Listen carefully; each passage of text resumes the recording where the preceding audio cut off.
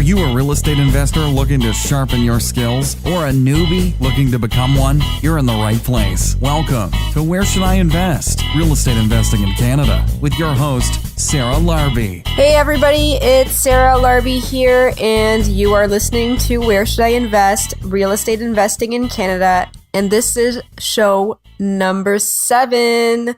So today my guest is Michael Domenichetti, who started investing in real estate actually at the age of 10 when he was helping his dad, started flipping some homes and managed their family properties. He had his father had about 10 to 14 doors, and into his 20s, managed several other homes, and then started into, I think he was 21 years old when he bought his first property.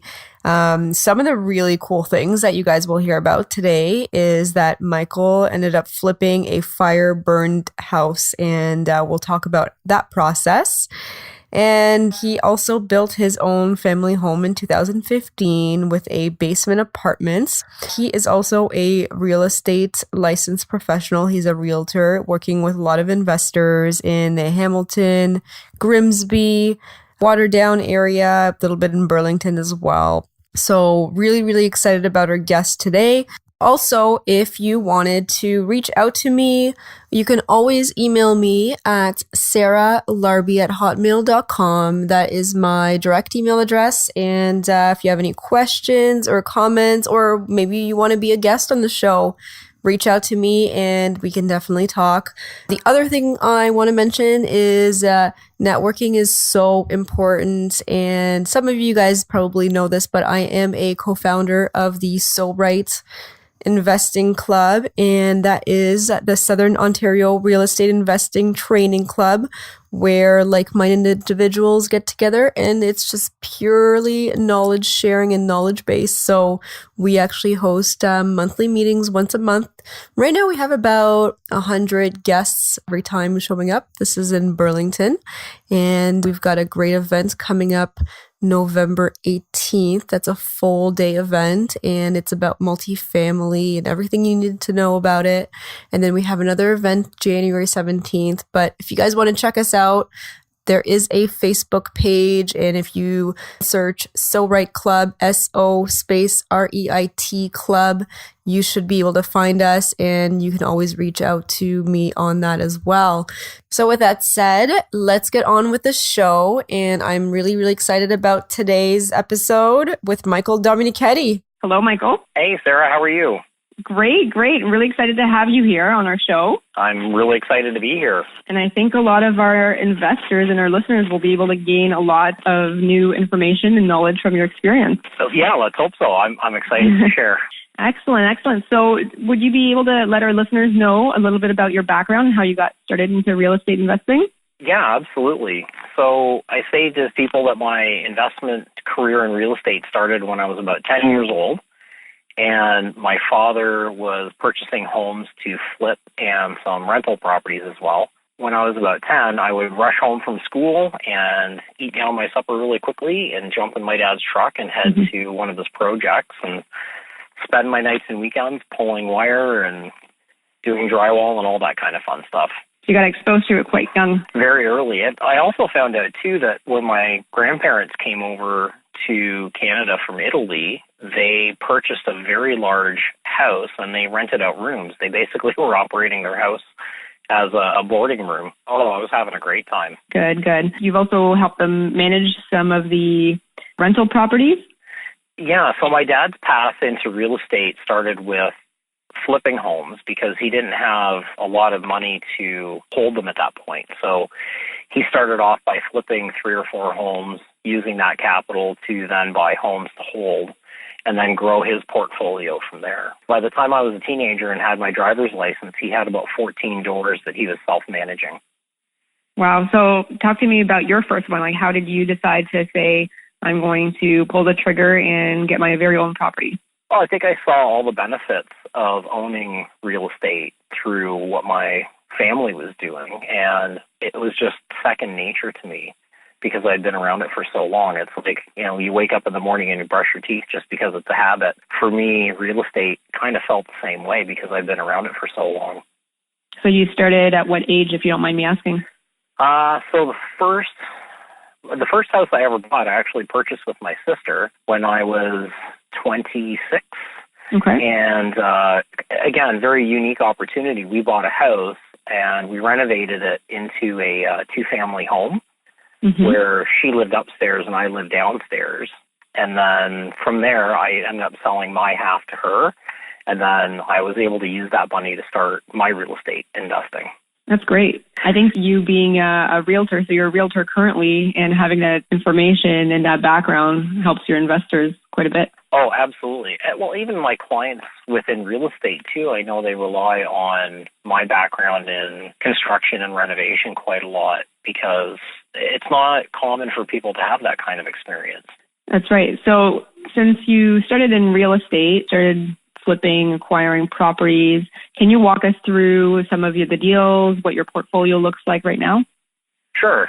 Let's see. Going back to about 11 or 12 years ago now, we flipped a duplex in Hamilton, and that was a house that we picked up at the time for $90,000, which was pretty amazing. And in today's market, that's completely unheard of in the Hamilton market. So we spent about 4 months there completely renovating 2 bathrooms, 2 kitchens, windows, furnace.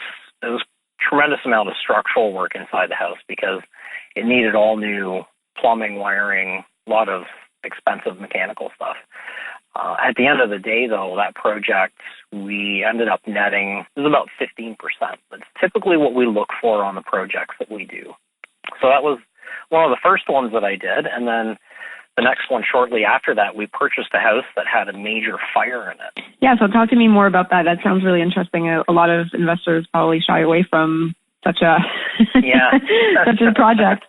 It was a massive project because there was a lot of engineering involved in that one. We basically had to reverse engineer the house because we kept the outside structure and the roof, and then we had to gut the entire inside of the house, including a lot of the structural walls, and rebuild it from the ground up.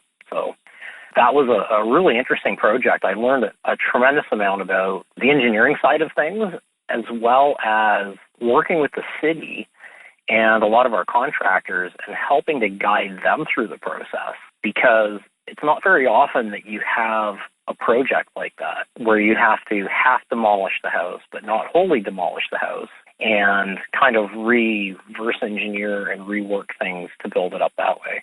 So that's quite interesting, and I've never dealt with this kind of project.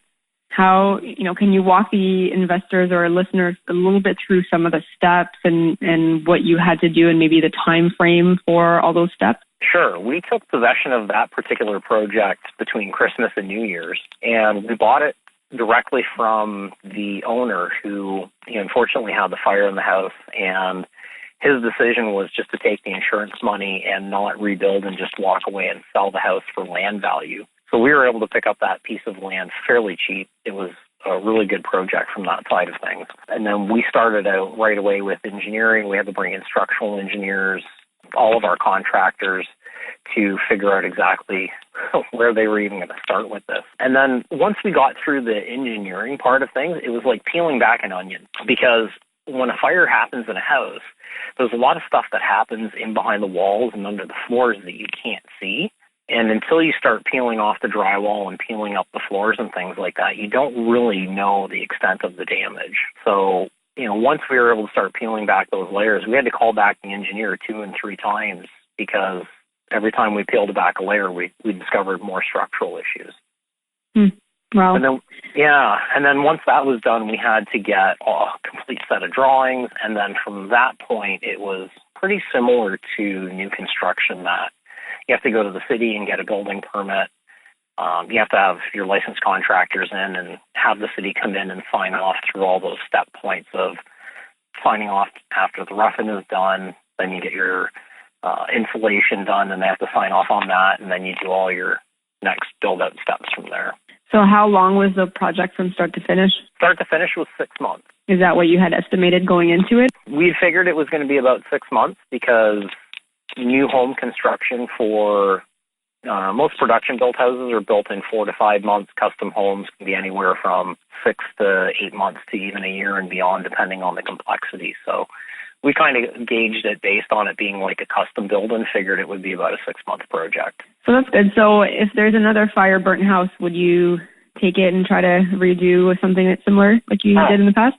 Absolutely. I wouldn't hesitate. So as an investor, what would be some of the top 2 or 3 things to really watch out for before putting in an offer in a house like that? I would say in a fire burned out house like that, even if it looks like it's a minor fire, assume probably 50% more than what you can visually see. Okay. Because, like I said, the fire, it gets into all these little nooks and crannies that you can't even see, and it does a tremendous amount of damage. So I would say that's probably the number 1 thing. Number 2 is, like any flip-type project, is you make your money when you go in, when you buy. Right. You've got to be really careful about and realistic about what your reno costs are going to be, and make sure you stick to that budget. I know that you mentioned you built your own family home back in 2015. Can you talk a little bit about that? Yeah, that was a really interesting project because we don't like to do anything really easy. So we actually bought the land where we built our house 10 years ago. And we all had a little tiny bungalow on a half-acre lot, and we always knew that we were going to do something with the land. We weren't sure if it was a second-story addition or maybe an addition out the back or just tear it down and start over. So while we were in the planning stages of all this, our neighbor that was immediately next to our property severed off a portion of her lot that was adjoining our property. So we ended up buying that piece of land that she had severed off, and then we ultimately ended up moving the house that we were living in from where we were to the vacant lot next door, which then freed up our property to do whatever we wanted with. So definitely a lot of thinking outside the box. I think that's where my family and I really excel, is looking at things from a multitude of different angles and figuring out really what the best opportunity is of the situation.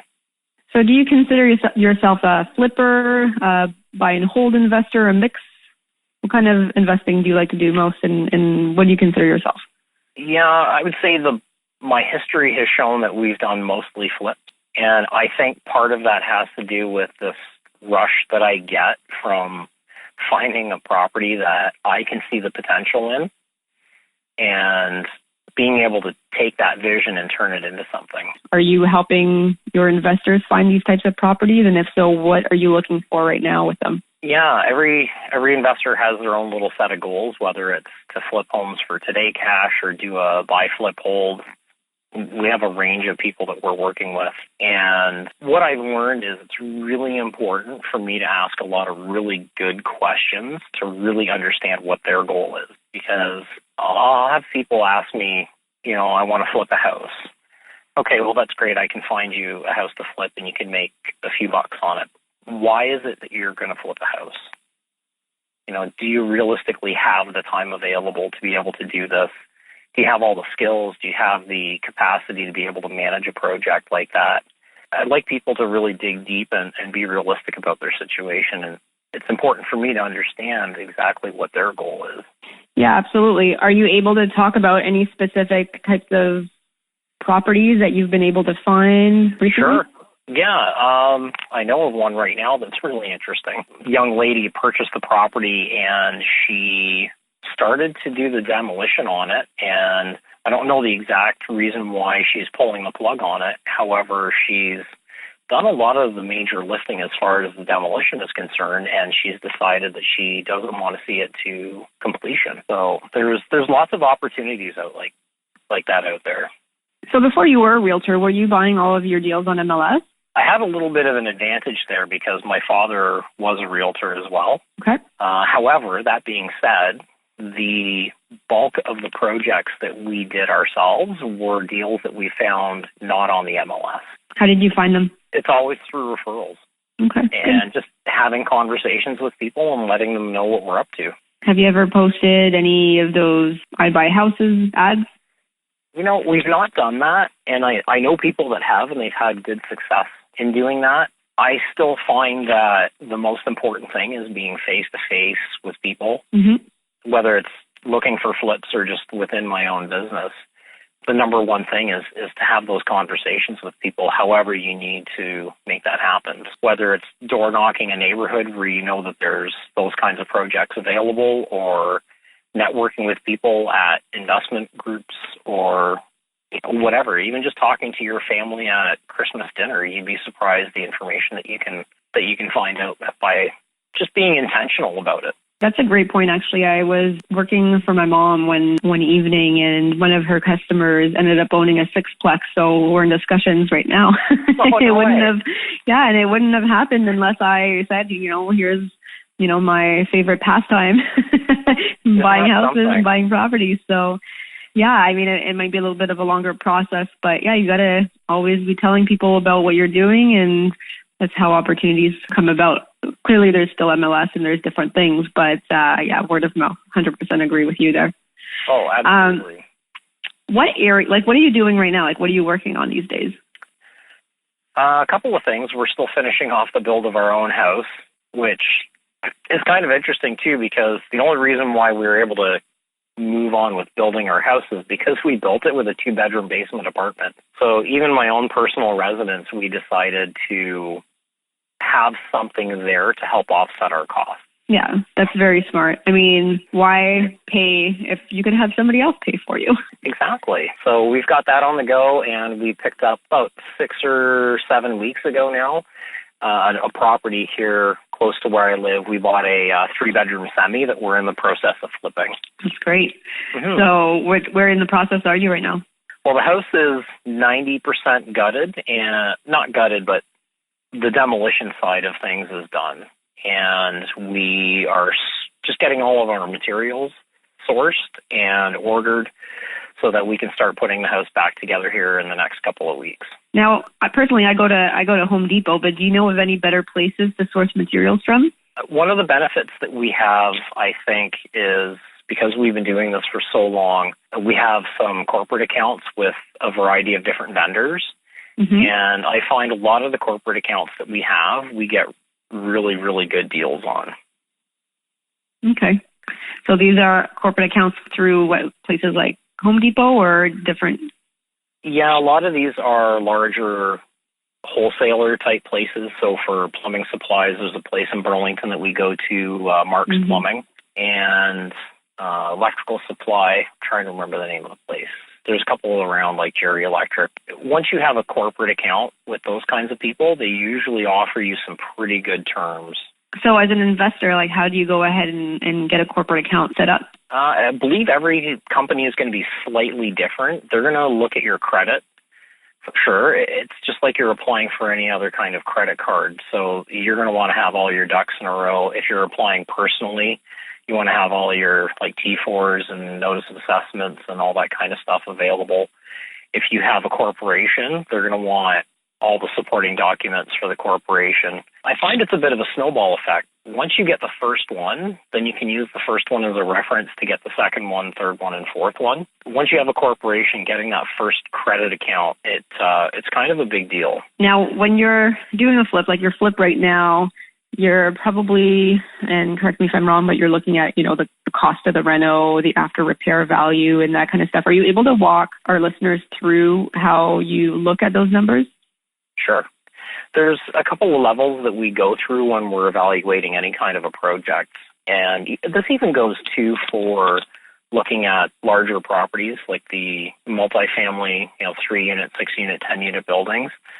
There's always that sort of high level where you do your rough numbers and say, okay, well, if I can buy this house for $500,000 and it's going to take me about $50,000 to do the renos, and I'm going to have about $10,000 in costs, and then I've got to factor in real estate fees and lawyers' fees and all the other stuff, and I want to look at usually 15% is kind of our bar for doing any kind of a flip project. If it's less than 15%, there's got to be some other pretty big factors involved for us to take a look at it.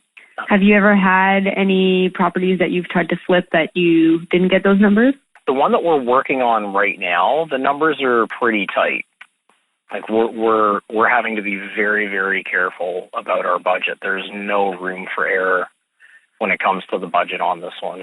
Was there a specific reason why you decided to go ahead with it? A couple of reasons. We had the money available, and the property is less than 5 minutes from my own personal house, so it's really easy for me to keep an eye on it. Mm-hmm. And the other thing, too, because it's an area that I do a lot of work in as a realtor, it's also a really good listing for me to have as a realtor, so there's also that side of it as well. That, for me, that was the point that actually tipped the scales. You can give yourself the listing and and make some good deals that way. Well, it's always good to have signs on the ground when you're in the real estate business. Absolutely. Mm-hmm. So where exactly are you a realtor? Like, what areas do you look at and what areas do you cover?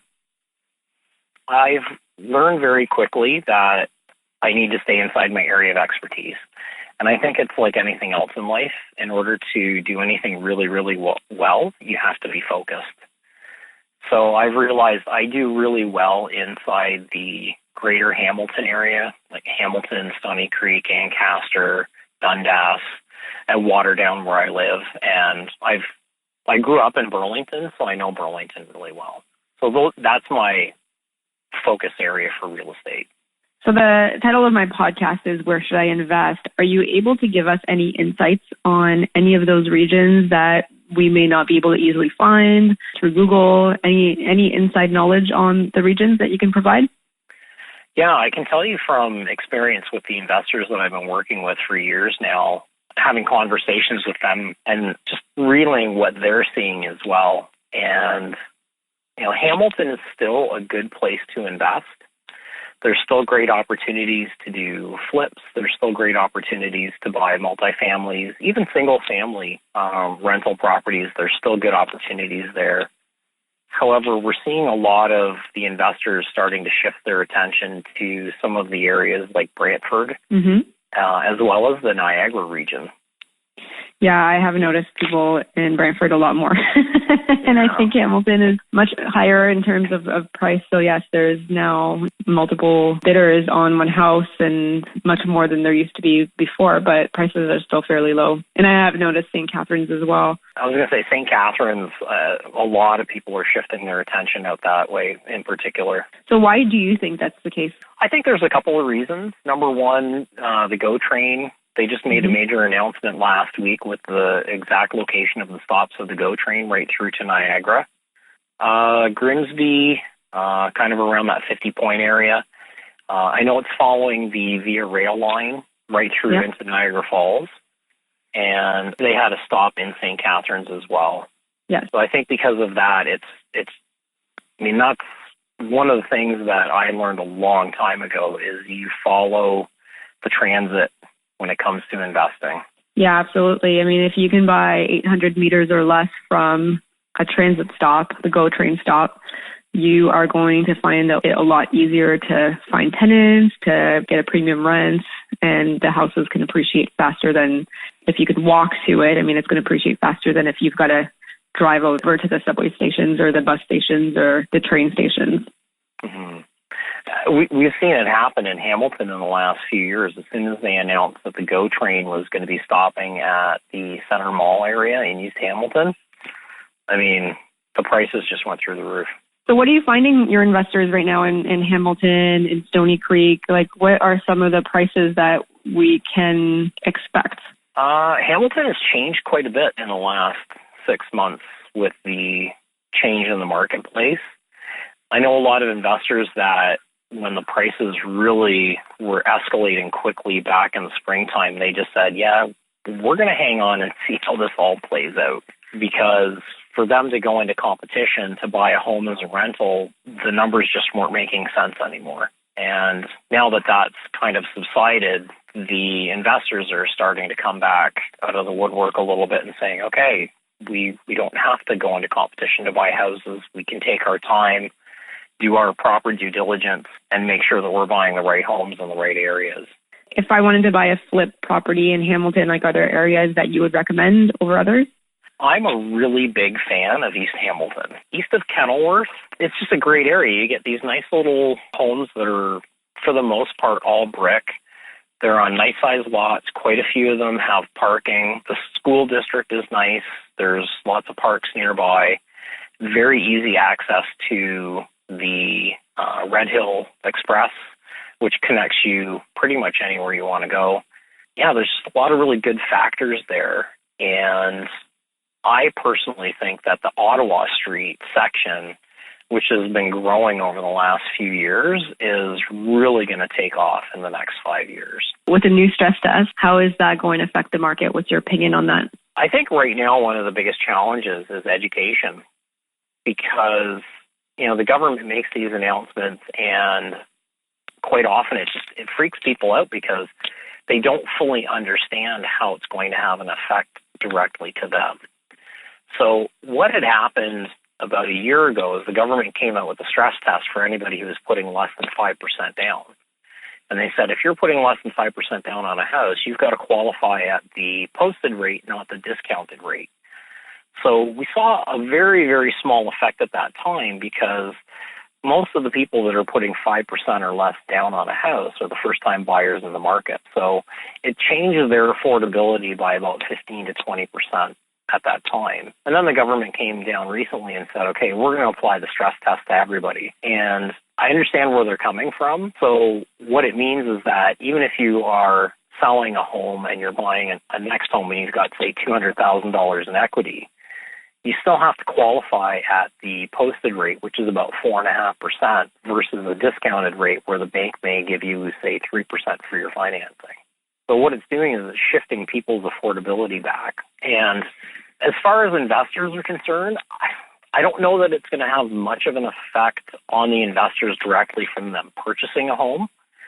I think where you're going to see it have a bit of an effect is when they're selling a home, depending on what price point that they're at in the market.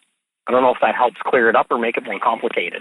I think the biggest effect that we're going to see because of that particular rule change with the stress test is going to be the homes that are priced at the high end of the market.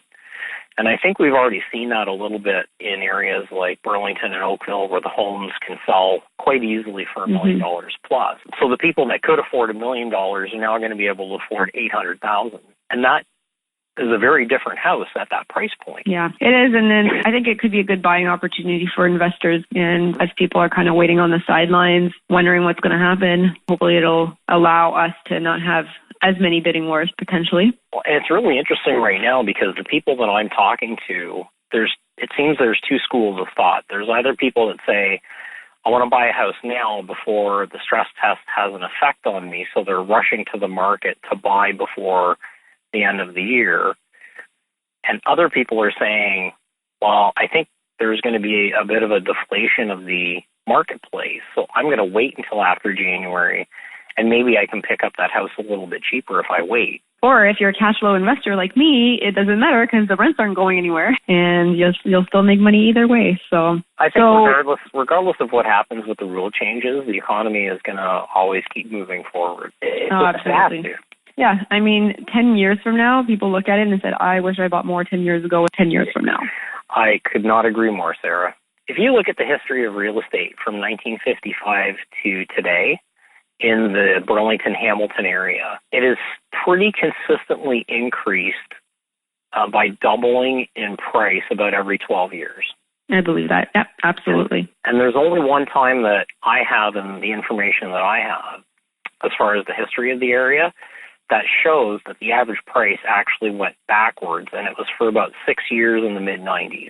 Even at that, like peak in 1992, the average house price was around $160, and 3 years later it was down to about $140. So, yeah, it went backwards for a few years. It wasn't like the prices got cut in half. No, that's a minor blip in the system. Exactly. There's a lot of people waiting, I think, on the sidelines and hoping that there's going to be this crash that's going to happen. And when you really look at the fundamentals and you look at, immigration, you look at different things like that, I don't think we're going to see this crash. People are going to be waiting on the sidelines. If it goes down 10%, maybe they'll still be waiting on the sidelines because they're going to think it goes another 10% or 20% down, and they're going to miss the boat and it'll go back up before you know it. Exactly. And you know what? It's really basic supply and demand economics at work when it comes to the housing market. And in what they call the Greater Toronto Hamilton area, the GTHA, right now there's about 9.5 million people. And they're forecasting that in the next 10 to 12 years, we're going to be at 12.5 million people here. So you're talking about a population increase of almost 25% in the next 12 to 15 years. Where are those people going to live? That's my question exactly. They're going to have to live somewhere. Well, and if you look at geographically how we're set up, from Toronto is basically full. You can't build anything else of volume in Toronto. You got the green belt and everything around it. Yeah, you got the green belt to the north. You've got the lake to the south. I mean, if you're from Burlington, the lake is to the south.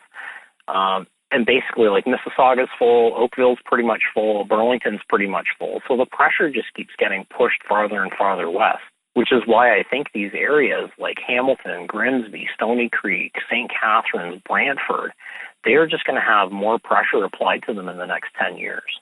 What's the next chapter for you? My goal with my wife for our family is to start buying and holding properties. We actually ended up liquidating a lot of our stuff to pull off this house build and everything that we've done in the last few years.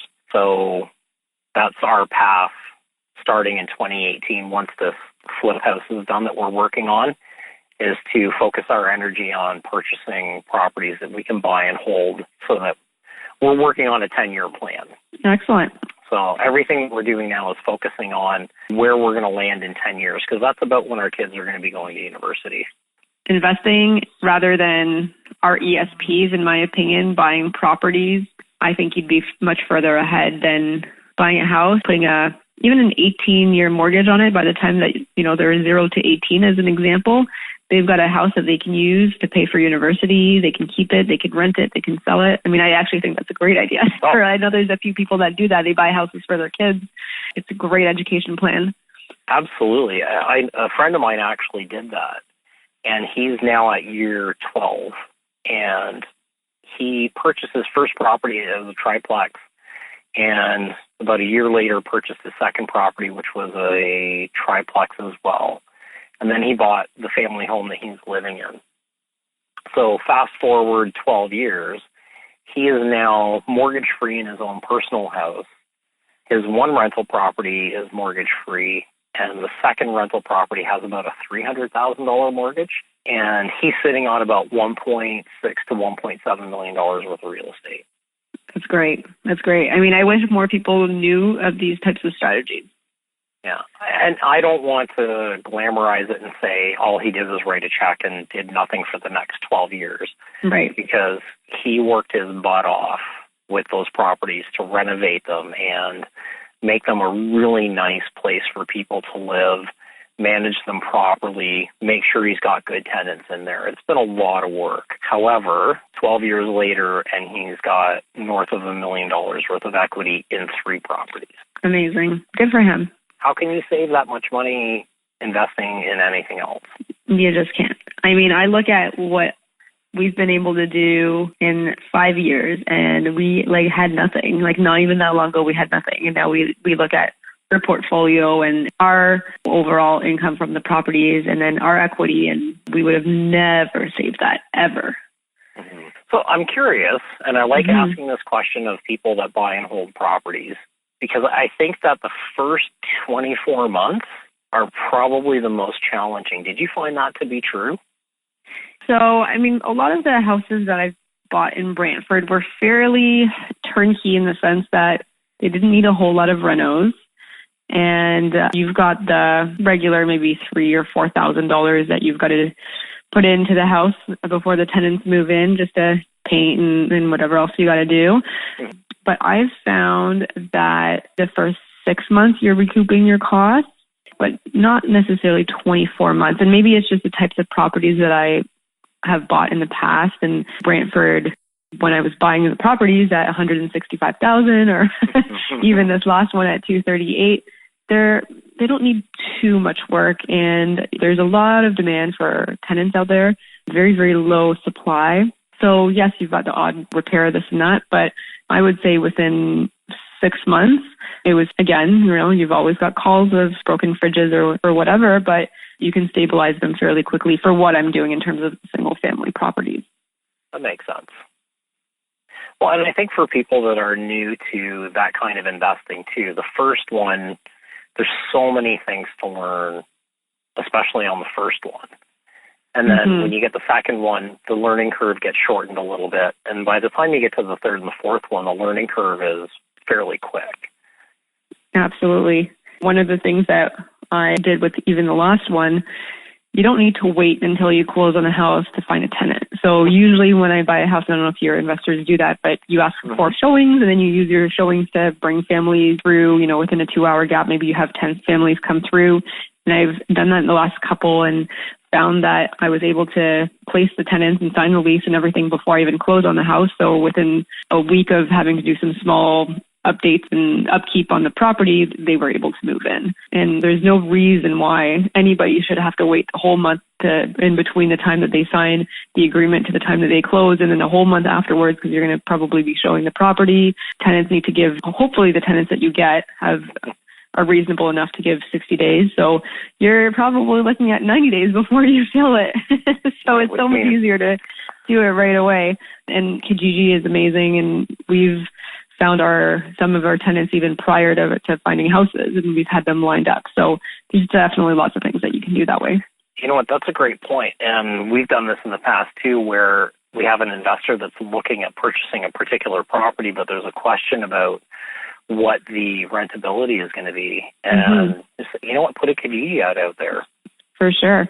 I put lots of feelers out there, and you know what you'll get as well, which is really cool, and I've actually bought a house this way. You put a feeler if you're not too sure about the intersection and how much it's going to rent, and then you're going to get the replies, and some of them will say, my landlord is selling and I need to move, and sometimes you're actually going to buy their house. And actually, true story, it happened to me, and I said, well, what house are you living in? And maybe I'm interested in it, and I ended up buying it, and the tenant stayed there. So nice. Through a feeler. That's awesome. Yeah, so there's lots of things that we can do. It's just think outside the box. And thinking outside the box, yeah. Time is one of the most valuable assets, and don't waste it. Yeah, no, it's good. I'm excited that you're getting into the buy and holds as well. I kind of flipping one of my properties right now, and I could have used some of your expertise to make things go even smoother, but I think overall it'll turn out well. It's funny how when you do something for so long, like when we bought this house a couple of months ago, there was no hesitation on my part to buy this property because you just do it so much and you have that high level of comfort. And because it's been a little while since we purchased a property to have as a rental, there's a certain amount of, I don't know if I would call it fear, but just like there's some variables there that I need to really pay attention to make sure that we're doing the right thing. Absolutely. Just being really clear about what the rentability of the house is. And I'm a big fan of whatever you do, start with the end in mind. So even when looking at a rental property is figuring out what's your tenant profile look like. Right? Like, am I buying a house because I'm looking for a family to move into it? Or is it going to be for students or, a young couple, professional? And then figuring out, okay, those are the people that I can connect with. I know I'm going to get good rents. They're stable tenants, all that kind of stuff. And then, okay, what kind of homes are they looking for? And then go find that property. Yeah, that's great advice. Awesome. All right, so let's move into our next part of the show, which is actually our lightning round. So this is where I will ask you a series of questions, and you're going to give it some short answers. You can elaborate a little bit. But they're meant to be some quick responses. Okay, I'm ready. Got it? All right, perfect. Fire away. So number one, what is your favorite real estate book? Favorite real estate book? It's got to be Rich Dad, Poor Dad. Excellent. I think everybody from the show so far has said that book, but it is a great book. You know what it was? It was the cash flow quadrant. That was just mind-blowing for me. Absolutely. It changes your mindset completely. Yes. Do you listen to podcasts? Something I'm getting into currently, yes. Do you have a favorite one? You know what? Actually, a friend of mine, he's a colleague. His name's Sandy McKay, and he runs a really great podcast about real estate investing. And I've been listening to that a little bit lately. I think that's Breakthrough Real Estate Investing. That's the one. I like that one as well. It's a great one. What about your favorite pastime? So when you're not working on your real estate business, when you're not working on your flipping business, what do you do? That'd be my kids. My kids are 5.5 and 7, and this is why I do what I do. It's for them. Excellent. And if you lost all your money tomorrow and all of your assets, how would you start again? I would start by doing some JVs with people because I have the knowledge. And if I don't have the money, then I would find people that have the money and partner with them. Start building up the portfolio again with that method, and then just grow it from there. Perfect.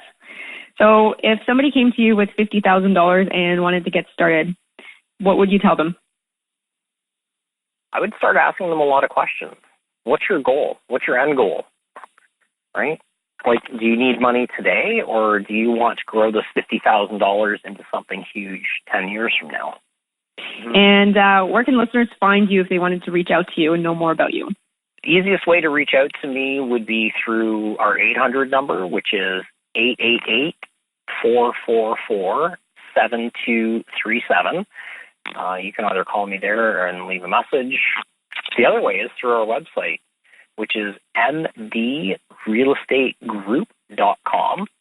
That's our real estate website, so you can reach out there and find information on us, and you can register there as well. Perfect. And any last words of advice or anything else you'd like to let the listeners know? Just do it.